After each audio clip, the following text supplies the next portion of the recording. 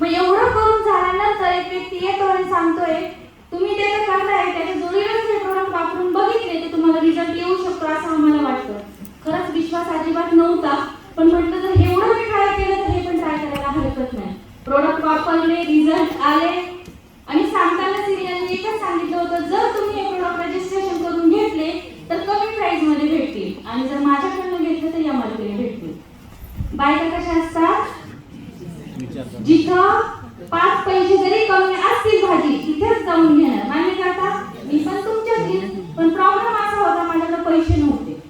आणि सगळ्यात मोठा प्रॉब्लेम असा होता की मी ज्या फॅमिलीत नव्हती तिथं मला 100% माहित होतं की माझे मिस्टर मला याला परमिशन देणार नाही. मग मी काय केलं, तुम्ही एवढंच केलं, मला प्रोडक्ट घ्यायचे होते आणि वापरायचे होते आणि मुलांना माझं बरं वाटेल एवढंच फक्त डोक्यात होतं. मी व्याजाने 12% पैसे घेतले, प्रोडक्ट परचेस केले, ते प्रोडक्ट वापरले मिस्टरांना न सांगता. बऱ्याच लेडीज कारण देतात ना, त्यांना विचारून सांगते. 1% जरी गॅरंटी असेल ना, यस म्हणणारे तर विचारा. मला 100% गॅरंटी होती मला नाही म्हणणारे. म्हणून मी डेअरिंग केली, प्रोडक्ट घेतले, प्रोडक्ट वापरले. सिनियरनी सांगितले हे प्रोडक्ट जर मॅडम तुम्ही तुमचा रिझल्ट आला जर लोकांना सांगितलं तर पैसे कमवू शकतात. याचा तर अजिबात विश्वास नव्हता, कारण मार्केटमध्ये हे पण काम करून झालेलं होतं माझं. साडी इथे छान भेटते, बायका गेल्या भेटल्या, आपल्याला काही मिळालं का? मलाही वाटत होतं की काही मिळणार नाही, पण तर सिनियर सांगताय म्हटलं सांगून बघूया. तर घरातच होते तर ओळखचा प्रश्न येत नाही, पण शेजारची एक लेडीज होती, तिच्या मुलाला काही प्रॉब्लेम होता, तिला प्रोडक्ट सांगितले, तिला रिझल्ट आला, मला पैसे मिळाले. ते पैसे माझ्यासाठी 1000च्या बरोबरीचे होते. ते काय सांगू? हॅलो, त्याच्या मागचं कारण माझी फॅमिली बॅकग्राऊंड. माझे मिस्टर रिक्षा चालवतात, त्यांचा दिवसभराचा जो काही इन्कम होत होता त्याच्यामध्ये फक्त गरजा भागत होत्या. लग्न झाल्यानंतर पहिला मूल झाला त्यावेळेस खाऊन पिऊन सुखी होतो, दुसरा मुलगा ज्यावेळेस झाला त्यावेळेस मुलाबरोबर दवाखान्यातून घरात आला. जेवढं व्यवस्थित चाललं होतं त्याचा अर्धाच घरात वापरावं लागत होतं. उदाहरणार्थ 1 लिटर दूध जिथं लागतंय तिथं फक्त पावशेर दुधामध्ये मी भागवत होते. ऍडजस्टमेंट करावं लागतं ना लेडीज बरोबर, तुमच्यातलीच मी. पण नेहमी माझं एक स्वप्न होतं, मला स्वतःच्या पायावर उभं राहायचं होतं, मला स्वतःचं अस्तित्व निर्माण करायचं होतं. काहीतरी करायला पाहिजे, जास्त नाही, 50 आणि 100 रुपये फक्त मला कमवायचे होते, जेणेकरून मी माझ्या भाजीचा आणि दुधाचा खर्च काढेल आणि माझ्या मिस्टरांना माझी मदत होईल. एवढंच हेतू होता. मात्र शिक्षण काहीच नव्हतं, अशा फॅमिलीने तिथं बाहेर पडायचं नव्हतं. मी काय करू शकत होते? काहीच नाही ना. पण हा कन्सेप्ट मला मिळाला, प्रोडक्ट वापरले, प्रोडक्ट बरोबर सेलिंग केलं, हळूहळू त्यांना रिझल्ट आले, त्यांची टीम बनवली. सांगायला खूप अभिमान वाटतो. आज जर मागे वळून बघितलं तर जवळजवळ 8,500 ते 9,000 लोकांची टीम आहे माझी. आणि एवढ्या लोकांमध्ये ओळखीचे फक्त 2 जण आहे माझ्याकडे. माझे जॉईन केलेले फक्त 2 लोक. बरेच लोक म्हणतात ना एवढे लोक आलेच पाहिजे, झालंच पाहिजे, त्यांनी केलंच पाहिजे. तर माझं जिवंत उदाहरण, एवढ्या मोठ्या टीम मध्ये फक्त 2 लोक माझ्या हक्काचे. मग मी जर करू शकते तर प्रत्येक व्यक्ती करू शकतो. हळूहळू समजून घेतला बिझनेस काय आहे, कसा आहे. 100 रुपये कमवून या अपेक्षेने बिझनेस चालू केला होता, चोरून बिझनेस चालू केलेला होता. सांगायला खूप आनंद वाटतो. जो 1200 रुपये तुम्हाला आता अकाउंटला येतात असं सांगितलं, विश्वास पडला का? हॅलो, पटला म्हणून शांत बसले वाटतं. खरं सांगा, पटला का? मलाही नव्हतं पटलं. खोटं सांगतात सगळं. पण ज्या वेळेला माझ्या अकाउंटला 1200 रुपये पण आले, एक आठवडा या बिझनेस मधला हायेस्ट इन्कम 7 दिवसाचा 85,000 रुपये घेतलेले आहे.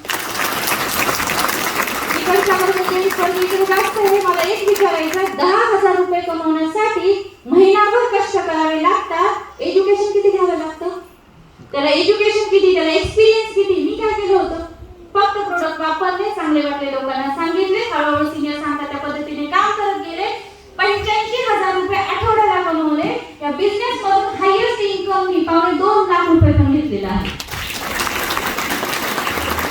सांगायची झाली तर आतापर्यंत 7 ते 8 वेळा विमान प्रवास झालेला आहे. त्या लेडीजचा जिचा नवरा रिक्षा चालवतो. जर तो डिसिजन घेतला नसता तर त्या विमानाचं टायर माझ्या नशिबात होतं का बघायचं? बरोबर ना? सांगायचं तात्पर्य एवढं आहे, डिसिजन घेतला, हळूहळू काम करायला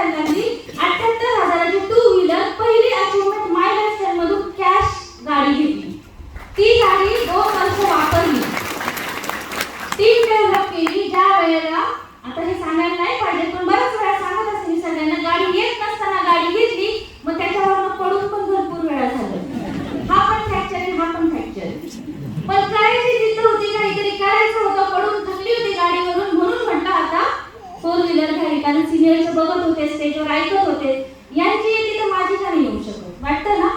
डिसिजन घेतला, 7 लाखाची कार गेल्या 5 वर्षापासून मी मेंटेन करतेय. माय लाईफस्टाईलची ताकद आहे माझ्या नावावर.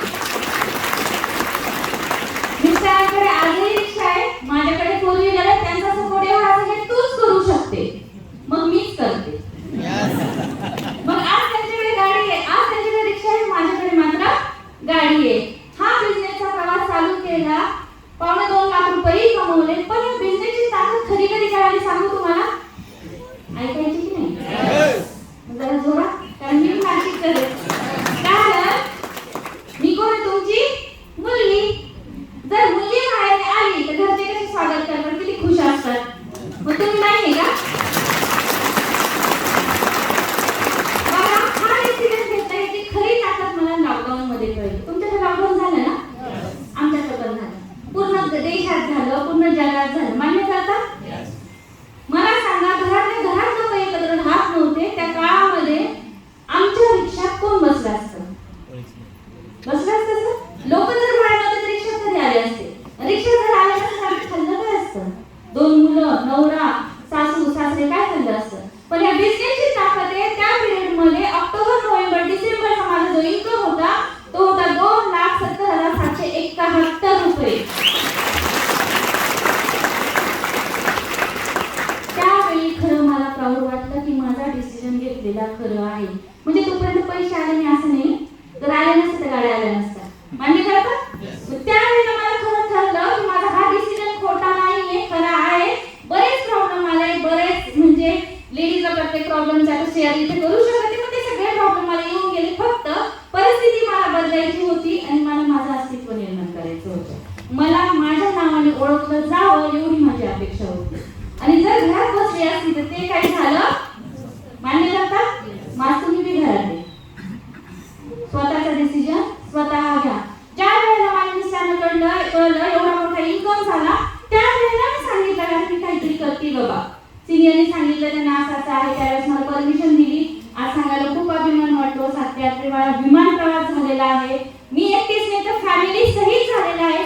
मिस्टरांनी कधी पुण्याला पण नेलं नाही. आमच्यापासून पुणे फक्त 70 किलोमीटर, पण नेलं नाही. पण मी त्यांना विमान प्रवास करून दिला. आणि सगळ्यात महत्त्वाचं, ज्या वेळेला सगळं काही थांबलं होतं, जेव्हा बरंच वेळा लीडर्सला वाटतं ना थांबावं, माझं पण टीम तुटली, बरंच काही झालं, पण माझ्या टीमने मला सपोर्ट केला, माझ्या सिनियरने मला सपोर्ट केला, एका मातीच्या डोळ्याला आकार दिला. असे आमचे great CTC leader Ajit Somvanshi सरांसाठी मी मानाचं वंदन करते. एक नक्की सांगाल, एक डिसिजन घ्यावा लागेल. एक डिसिजन जर तुम्ही जर घेतला तर तुमची लाईफ चेंज होऊ शकते. मान्य करता? तर डिसिजन घेण्यासाठी तुम्ही तयार आहे? नक्कीच सांगेल, माझ्यासारखी विचार करा, इमॅजिन करा, ही करू शकते. तुमच्यात काय कमी?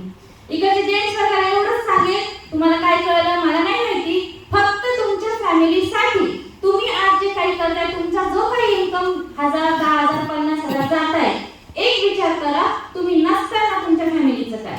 जर तुम्ही त्याच्याबरोबर हा कन्सेप्ट जर सुरू केला, जास्त नाही हो, एक 5,000 जरी गेले ना तर ते तुमच्या नंतर 50,000चं काम करणार आहे. मान्य करता? आणि लेडीज वर्गाचं नाव असं राहिलंच नाही की घर बसून काही होऊ शकतं. आणि मिस्टरांच्या बरोबरीने आपल्याला काम करायचं, बरोबरीने आपल्याला काम करावं लागतं, इन्कम घ्यावा लागतो, तेव्हा आपण आपल्या स्वप्नांपर्यंत पूर्ण होऊ शकतो. मान्य करता? त्या बिझनेसची ताकद डिसिजन घेतल्यामुळे आज माझ्या मुलाचं इंजिनिअरिंगचा पूर्ण खर्च माय लाईफस्टाईलने केलेला आहे. त्याचा जो काही वर्ष 3.5 लाख रुपयाची फी होती माय लाईफस्टाईलने भरली. त्याचा महिन्याचा जो काही खर्च होता 10-15,000 माय लाईफस्टाईलच्या इन्कम मध्ये गेला. आज माझ्या मुलाचं लग्न पूर्ण माय लाईफस्टाईलच्या पैशातनं झालं. हे माझ्यासाठी पैशाच्या पलीकडे माय लाईफस्टाईलने मला खूप काही दिलेले. जर मला देऊ शकते माय लाईफस्टाईल, तुम्हाला देऊ शकते? त्यासाठी तुम्हाला घ्यावं लागेल डिसिजन. सगळ्यात महत्त्वाचं, इथे जेंट्स आणि लेडीज हा फरक केला जात नाही. इथे एक 18 वर्षाचा मुलगा आहे, 50 वर्षाचा व्यक्ती आहे, याच्यातही भेद नाही. इथं फक्त करावं लागतं तुम्हाला काम, जे सिनियर सांगतात त्या पद्धतीने ऐकलं आणि तुम्ही जर काम केलं तर तुमची लाईफ 100% बदलू शकते. त्यासाठी रिक्वेस्ट असेल, डिसिजन घ्या. डिसिजन घेण्यासाठी विश ऑल द बेस्ट. जय हिंद, जय महाराष्ट्र.